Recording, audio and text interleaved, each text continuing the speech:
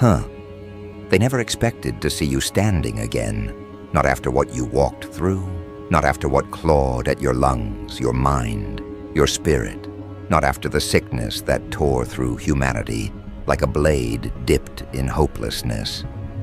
But here you are, upright, unshaken, breathing air that once felt hostile, moving with a steadiness that shouldn't be possible.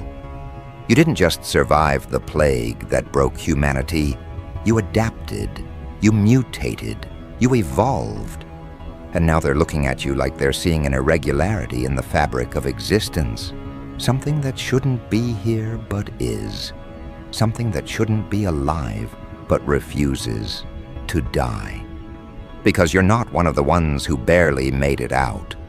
You're one of the few who came out stronger than when you went in. The sickness tried to rewrite you, but you rewrote it instead. The world watched you drop into that pit, and every statistic, every percentage, every fearful whisper suggested you wouldn't come out. But statistics never accounted for someone like you. Let's revisit that darkness, not because you need to relive it, but because understanding the crucible explains the blade you've become. They think the sickness was just physical. They think it was just fever, weakness, exhaustion. They have no idea. The real sickness wasn't biological. It was psychological, emotional, spiritual. It was the collapse of trust, the crumbling of identity, the slow erosion of hope. It was lying awake with thoughts spiraling so fast they carved trenches in your mind. It was your body waging war against itself, while your surroundings acted like your suffering was either exaggerated or inconvenient. It was watching the world fragment while you held your ribs together, praying they wouldn't snap under the weight of everything you weren't saying. You endured an infection that no medicine on the planet could have treated. You survived nights that broke people for far less. You walked through months that made even the strongest question whether they wanted to keep going. And still, you continued. You didn't just endure the sickness, you consumed it. You let it burn you, break you, hollow you, and then you filled the hollow spaces with something new, something the world can't classify, something that cannot be weakened by the familiar toxins that once poisoned you. They whispered that you wouldn't come back. They assumed you'd stay quiet, diluted, detached. They were wrong. The death they predicted was symbolic, not literal. They expected the illness to erase your confidence, your voice, your direction, your will. They expected you to be a reduced version of who you once were. They expected fragility. They expected collapse. Instead, you emerged different. Not softer, not weaker, not emptied, but recalibrated. Every breath you take now is a defiance. Every step is a contradiction. Every decision is a reminder that you didn't just survive, you ascended. The sickness killed pieces of you that needed to die. It stripped illusions you didn't know were blinding you. It forced you to meet yourself without distraction, without noise, without escape. And that confrontation forged a version of you that terrifies people, even if they pretend it doesn't. You're carrying something in your chest now, something sharper than fear, sturdier than faith, heavier than doubt. Call it adaptation, call it evolution, call it whatever you want. But everyone who sees you feels it instantly. They sense the calm in your posture, the precision in your choices, the lack of hesitation in your movement. You're no longer reacting to life.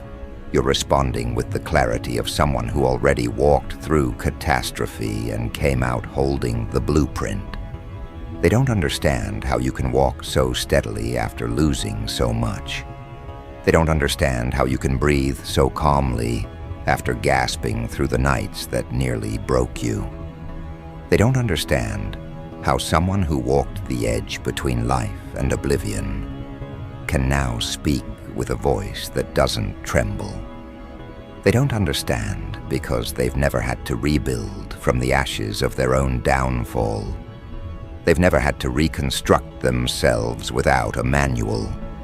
They've never had to confront the truth that no one was coming to save them. You did. The sickness carved away the noise. It stripped false attachments. It peeled back illusions. It taught you who would show up when you were down to your last ounce of strength, and who would pretend they didn't see you. It revealed who cared and who cared about the performance of caring. It showed you who understood the gravity of your battles and who viewed your suffering as an inconvenience or opportunity. The sickness showed you humanity, raw, unfiltered and unmasked. And what you saw changed you. You learned that most people fear what they do not understand, envy what they cannot control, and attack what they cannot break. You learned that survival exposes dynamics that comfort hides. You learned that pain clarifies agendas faster than any conversation ever could.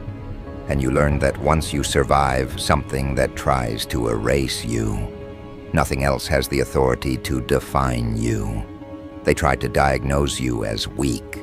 You emerged as a contradiction. They tried to classify you as broken. You returned as something unrecognizable. They tried to dismiss you as finished. You rose as the final stage of what they feared the most. Someone with nothing left to lose, nothing left to prove, and nothing left to fear.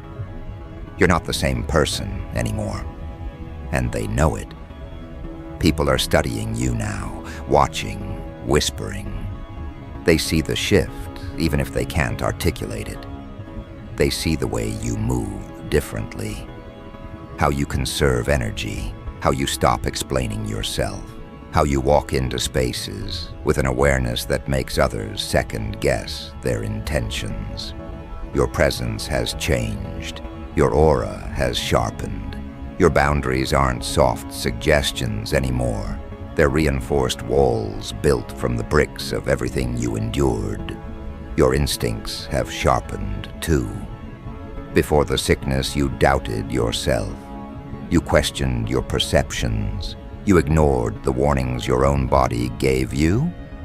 But now your instincts fire like a defense mechanism evolved over centuries. You recognize deception before the first word leaves someone's lips. You feel hidden motives like pressure under your skin. You sense danger not because you're paranoid, but because you've already lived the consequences of ignoring your intuition. The sickness didn't just change your body, it enhanced your awareness. It recalibrated your perception. It trained your senses to catch microscopic shifts in energy, tone, intention. It turned your nervous system into a truth detector. And now, that detector is always active, always scanning, always filtering. This is what terrifies people. They can't lie to you anymore. They can't manipulate you with old tactics. They can't guilt you, shame you, or distract you. You've stood at the edge of collapse. Nothing they say rattles you now. You've fought battles no one else will ever understand. Nothing they threaten you with carries weight. You've walked through depths that would drown most. Nothing they take from you hurts the way the sickness once did. You aren't just immune to the sickness, you're immune to the people who fed off your vulnerability. And they feel it. They feel the shift like an atmospheric pressure drop.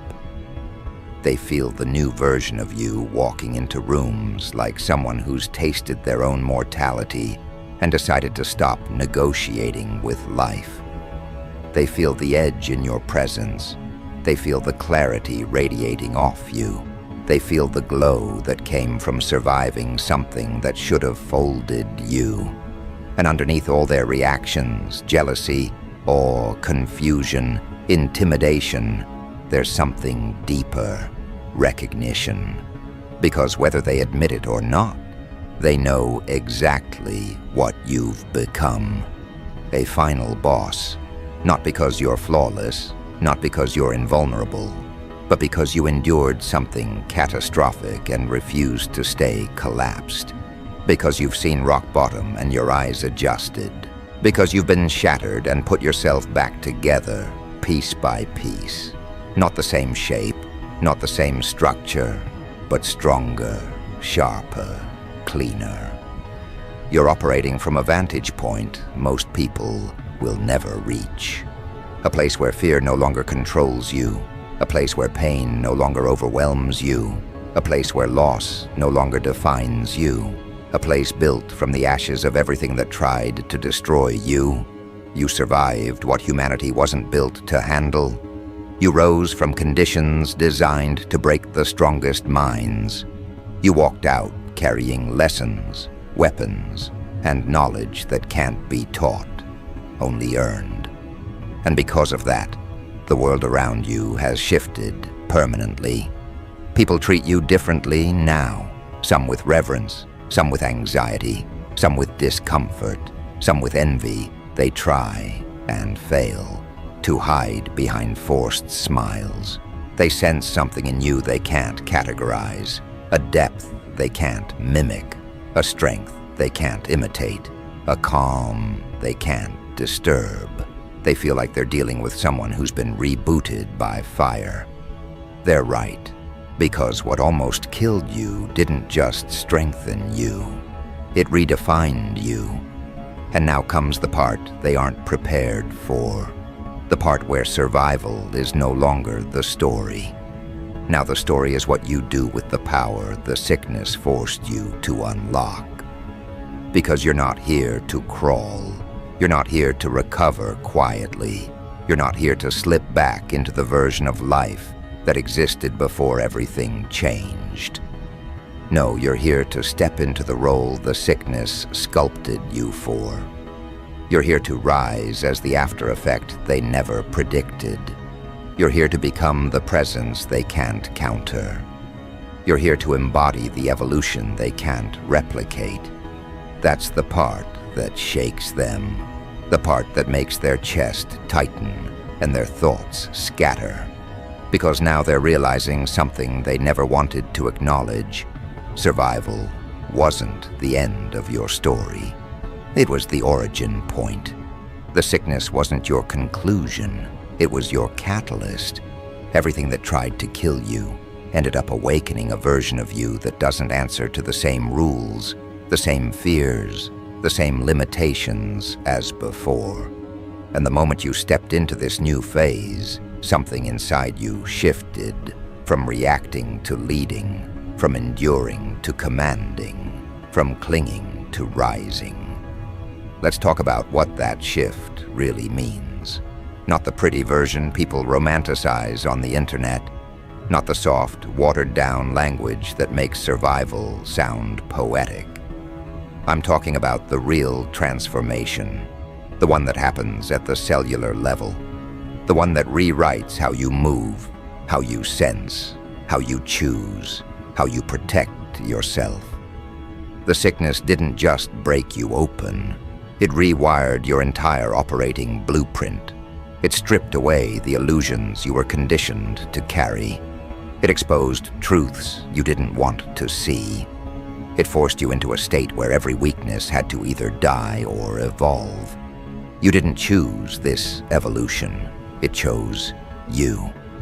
And now that it's activated, you carry a presence that makes people hesitate before they speak, before they approach, before they attempt to test your boundaries. They can feel the shift. You don't even have to open your mouth. They feel the weight of someone who's been through the unendurable and came back with clarity in their eyes. They feel the steadiness of someone who survived their own collapse. They feel the quiet certainty of someone who rebuilt themselves in a space where most would have stayed shattered. You walk differently now. You listen differently now. You breathe differently now. Not out of fear, but out of awareness, out of command, out of understanding. You don't rush into situations anymore. You assess. You don't give people access anymore. You observe. You don't tolerate chaos anymore. You detect it early and cut it off without hesitation. The sickness didn't just strip away your innocence. It gifted you an advanced form of perception. You notice shifts in tone before the sentence finishes. You sense hidden motives before they fully form. You detect dishonesty like a taste in the air. This is what happens when you survive something that kills the unprepared.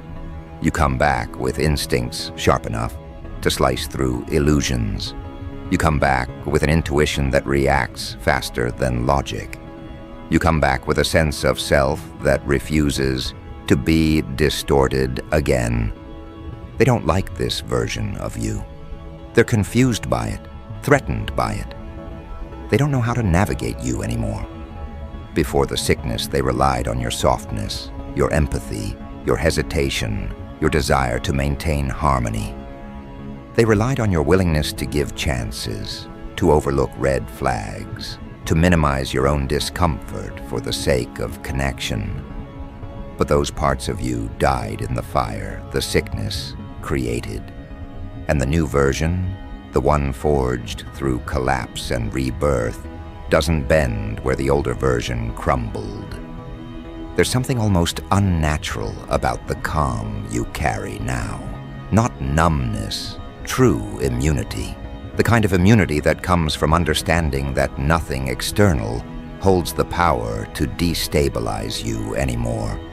You've already tasted the worst. You've already lived through nights where your body felt foreign and your mind felt dangerous. You've already endured the isolation that makes most people unravel.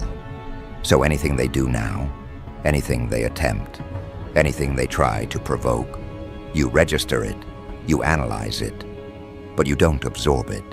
The sickness taught you that pain is a messenger, not a master.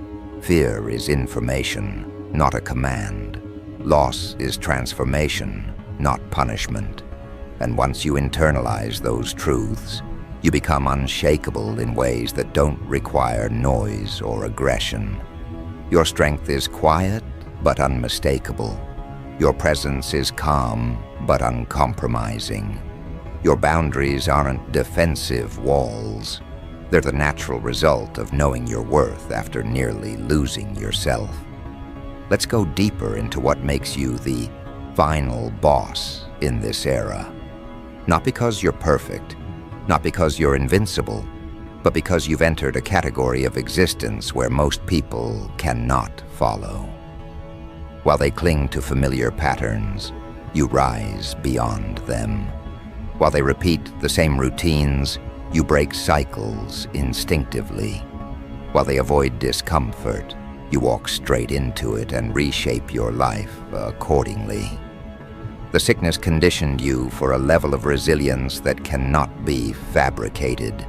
It carved iron into your emotional foundation. It burned illusions off your identity like old skin peeling away. Final bosses aren't born. They're sculpted through suffering, reshaped through rupture, reborn through endurance. And every part of you reflects that process now. Your voice carries a conviction people can feel, even before they hear your words. Your eyes hold a depth that comes from nights spent confronting your own shadows. Your mind operates with precision because it learned to navigate chaos while holding your life together by threads. Your spirit carries a quiet authority that commands respect without requiring validation. Final bosses don't brag. They don't posture. They don't broadcast their power. They don't seek approval. They simply exist with a presence that forces people to adjust around them. And that's exactly what's happening with you. People who once underestimated you now tread carefully. People who once ignored you now analyze their every word around you. People who once doubted you now observe you with a mixture of curiosity, envy, and unease. They sense that you're no longer someone they can predict or control. They sense that you're no longer driven by insecurity or attachment. They sense that you're operating on a frequency they can't reach without going through their own crucible. But that's the thing. They didn't go through yours. They didn't face the sickness that stripped you down to raw nerve. They didn't confront the nightmares that crawled into your thoughts while you lay awake fighting for breath.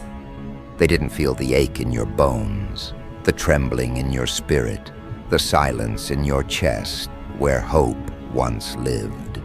They didn't earn the clarity you now carry like a second spine.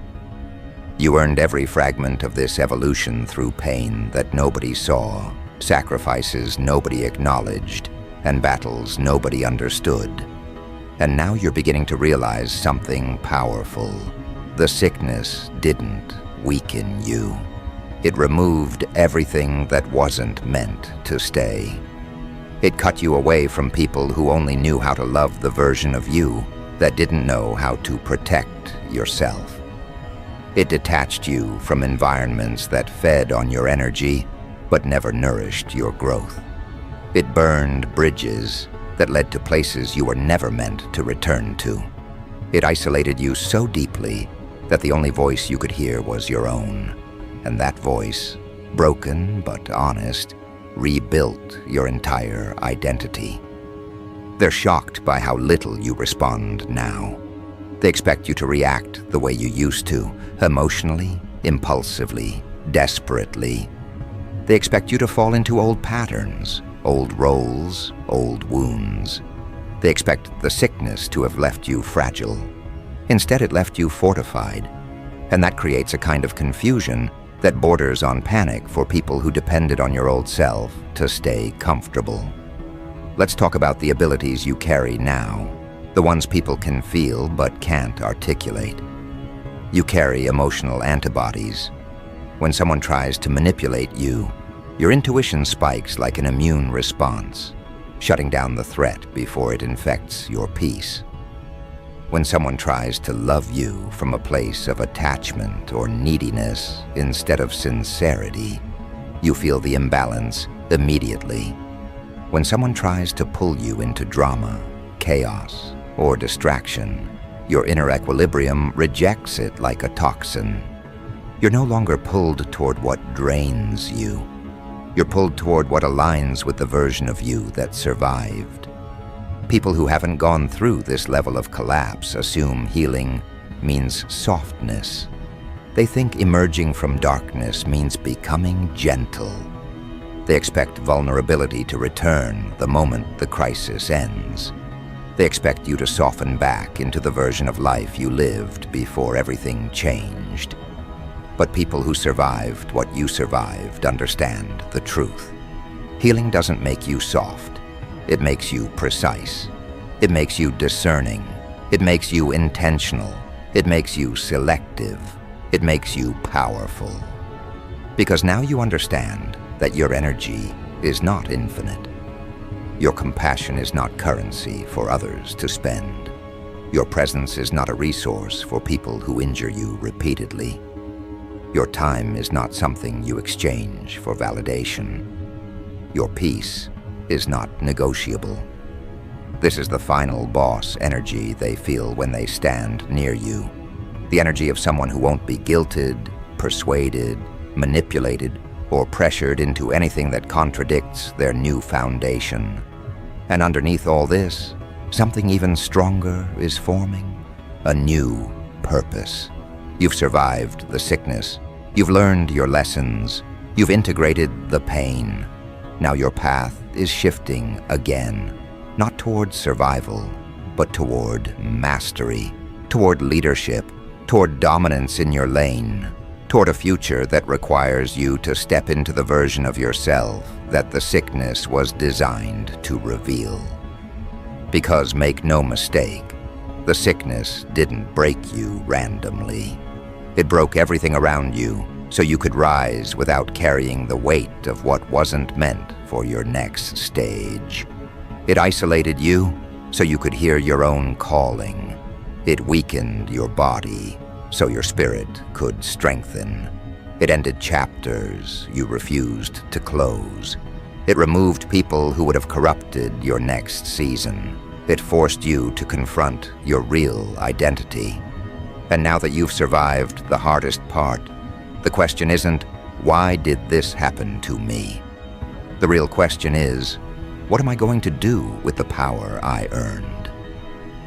That question is the threshold, the dividing line, the moment where your story stops being about what happened to you and starts being about what you do with the aftermath. Because power earned through survival is different from power inherited, different from power taught, different from power stolen. Power earned through devastation is intimate, sacred, non-negotiable. It binds itself to your bones. It becomes part of your breath. It shapes the way you see the world and the way the world sees you. And that's the part no one prepared for. The version of you that emerges once the sickness has finished its work. You've spent months, maybe years, transforming in the dark while the world assumed you were just healing. They thought you were recovering, resting, stabilizing. They thought you were stuck in survival mode, patching yourself together with whatever scraps of hope you could find. They had no idea you weren't just healing. You were evolving. You weren't just regaining strength. You were redefining the word. You weren't just getting back up. You were learning how to rise in a form they can't influence, can't intimidate, can't mislead, can't derail. So now you stand here, at the edge of your old life, and the entrance of something bigger, and the world feels different because you are different. And the question echoing through your chest, what am I going to do with the power I earned? Is not a whisper. It's a declaration, the beginning of a new order, your order. Because what you carry now isn't ordinary power. It's the kind of power that can't be taught, the kind that can't be mimicked, the kind that comes only from facing your own fragility and conquering it. Let's talk about the truth you haven't said out loud. You didn't just survive the sickness that broke humanity. You transcended it. While others were trying to return to who they were before, you refused to go backward. You knew that going back meant returning to habits that harmed you, relationships that drained you, environments that suffocated you. You understood that the old world, the one before the collapse, was never meant for the person you were becoming. The sickness didn't just change you, it revealed you. And now the world is starting to sense you're operating on different terms. They see it in your eyes, the steadiness, the fire, the absence of fear. They hear it in your voice, the grounded cadence of someone who doesn't raise their tone to be heard. They feel it in your presence, the weight of a spirit that has been tempered rather than tamed. People who once talked over you now watch their words. People who once underestimated you now double-check their intentions. People who once assumed you were fragile now feel a disquiet they can't explain. Because here you are, walking like a contradiction, someone who has known collapse but no longer collapses, someone who has been shattered but is now unbreakable, someone who has been weakened but now radiates an authority that feels instinctual, ancient, unstoppable. This is the phase where your power becomes directional. Before, it was internal, quiet, contained, held inside your chest. But now it begins to expand outward, shaping your decisions, your relationships, your boundaries, your path. You're no longer responding to life as it comes. You're steering it. You're no longer absorbing what happens. You're choosing what enters. You're no longer explaining your value. Your presence explains it for you. That's why people are shifting around you, subtly, nervously, instinctively. They can feel that you're no longer available in the ways you used to be. You're not accessible to the same chaos, the same distractions, the same manipulation. You're different now. Your body remembers every moment where you were left to fight alone. Your mind remembers every thought that tried to convince you to give up. Your heart remembers every pulse that felt like it might be your last.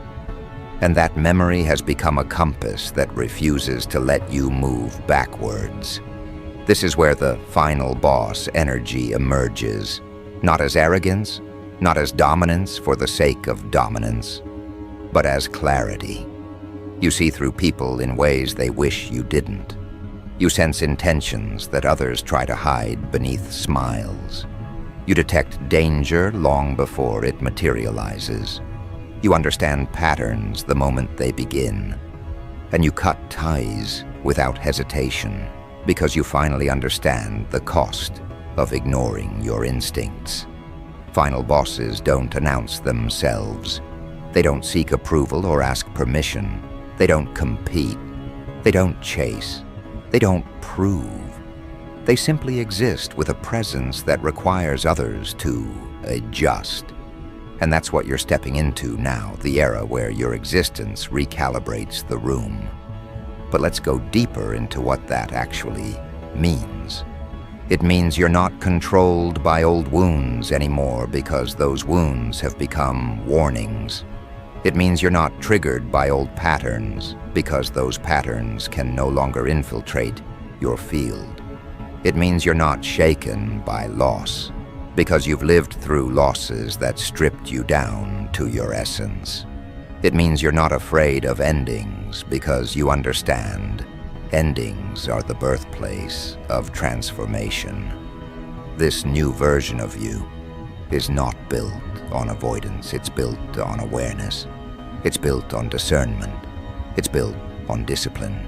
It's built on the understanding that your energy is sacred and must be guarded like a fortress, not from fear, but from wisdom.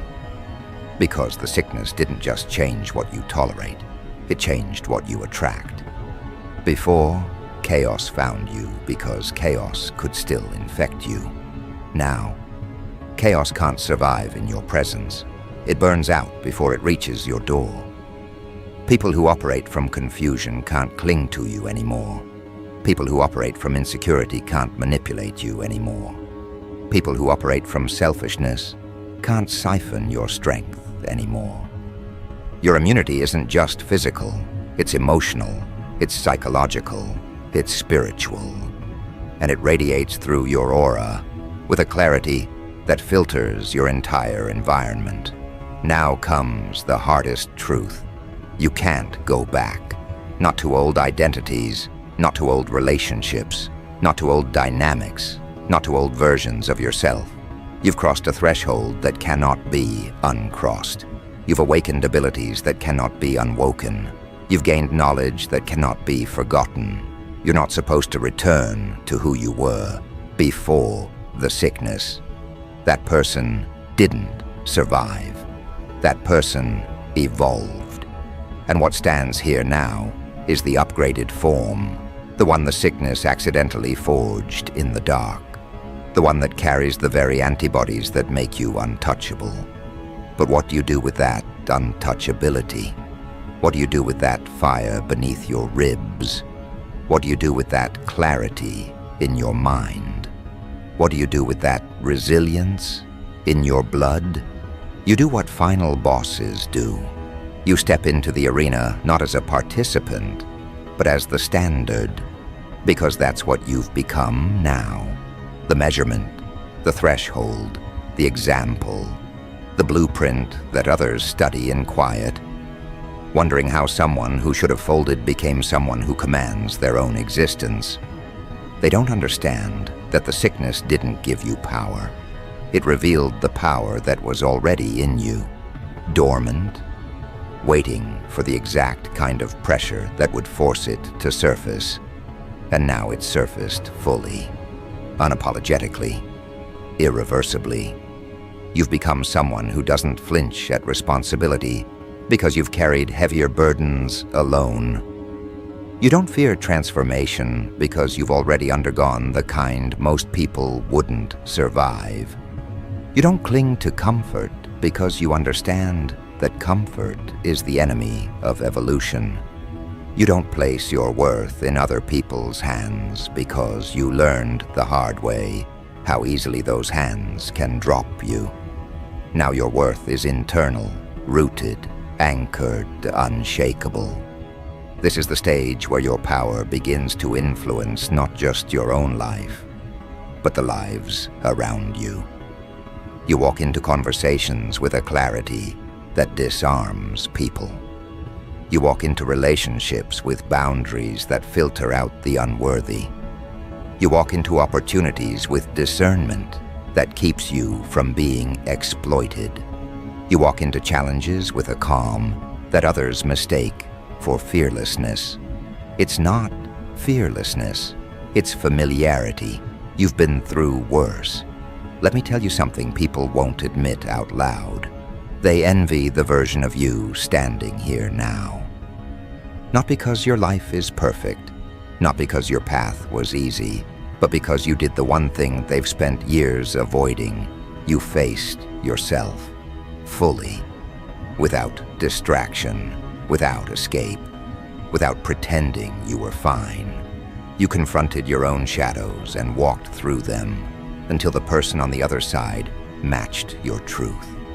That's why your presence feels heavy, magnetic, grounded.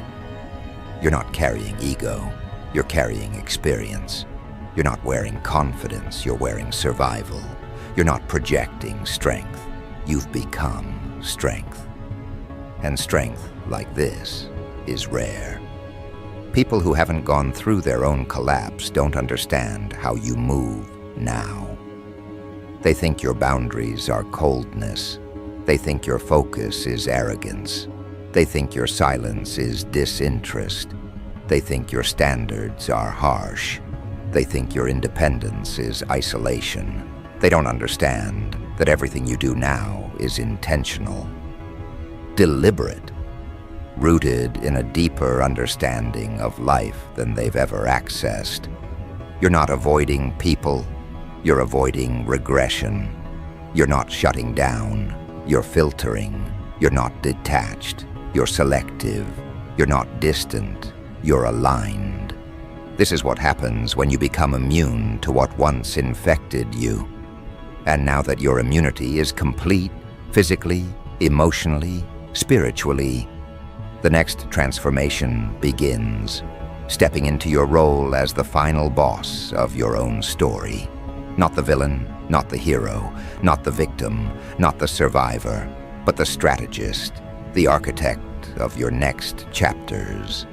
The one who decides the direction instead of reacting to it. The one who shapes the battlefield instead of fighting on someone else's terrain. This is where everything changes. Because now you operate with a mindset that most people only pretend to have. You don't react, you anticipate. You don't respond, you calculate. You don't chase, you choose. You don't hope, you create. You don't lose, you learn. You don't fear endings. You initiate them when necessary. You've reached a level of self-mastery that makes old problems irrelevant and old enemies powerless.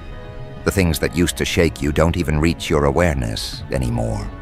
The people who once intimidated you couldn't break through your energy now if they tried. The patterns that once trapped you dissolve the moment you recognize them, which is immediately. You've become a closed circuit, self-powered, self-validated, self-directed.